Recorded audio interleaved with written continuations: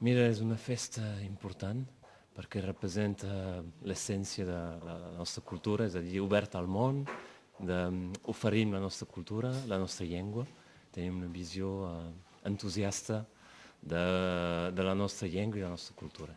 Mira, ja fa uns quants anys que sabem que es fa això aquí a la Casa de Generalitat i doncs per tant ja ens hi apuntem quan és el dia de Sant Jordi ja venim cap aquí perquè sabem que justament podrem tenir aquest contacte amb el llibre en català i el llibre infantil. Et comme ma fille est en classe bilingue français-catalan et qu'elle travaille sur ce sujet-là, on est venu pour qu'elle puisse avoir encore un livre en catalan et quelque chose à raconter à l'école. Voilà.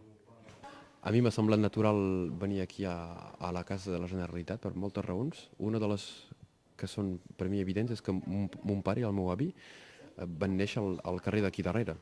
O sigui que això és important, a nivell purament geogràfic i tal.